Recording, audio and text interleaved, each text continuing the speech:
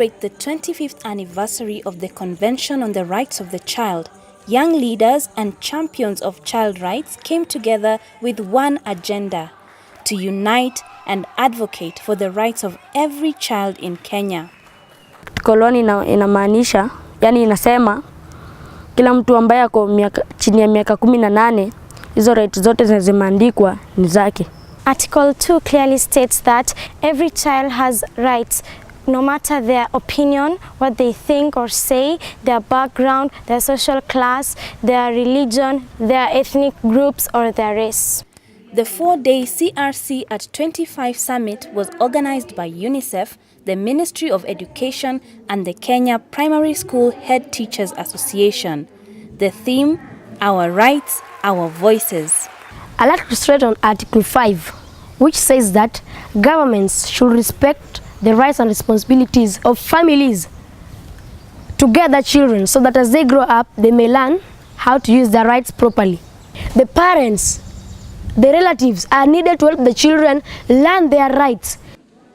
Through a child-centered design workshop, children were able to identify the achievements over the past 25 years, map out the challenges facing the world, Kenya and county-specific, and finally outline a vision to realize a better Kenya for each and every child. It is very important for us as adults to allow children to grow knowing what their rights are. And when they understand their rights, they'll also understand their responsibility. When you make them feel free, talk and speak out, most of these things we are seeing youth get involved in will not really take place. So the whole week I've been able to interact with them, we've been able to talk, and I can see a powerful nation and a change in the nation if we allow children to understand their rights. It was a fun-filled, exciting summit, but most importantly, the young leaders were empowered to understand and advocate for their rights as active stakeholders rather than passive beneficiaries.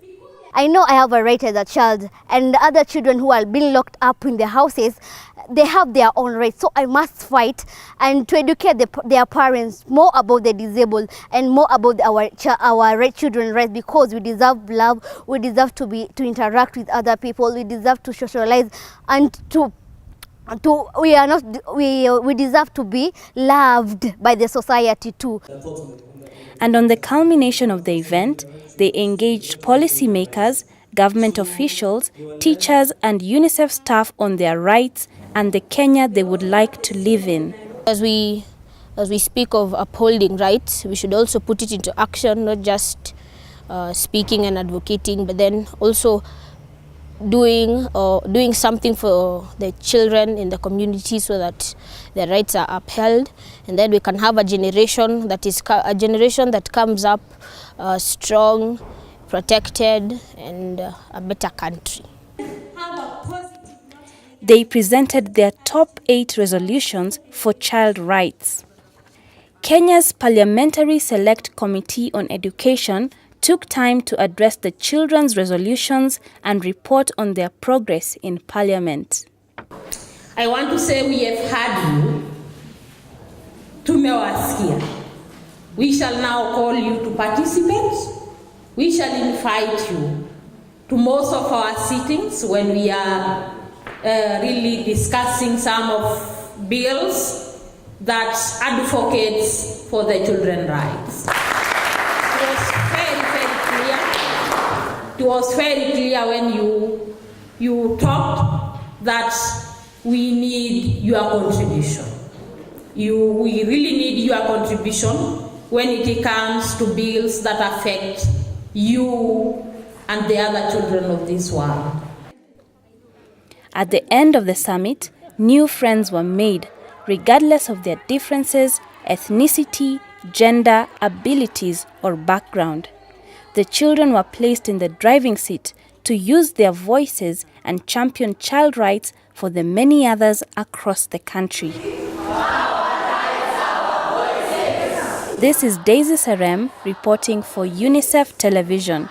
For more information, go to www.unicef.org. Unite for children.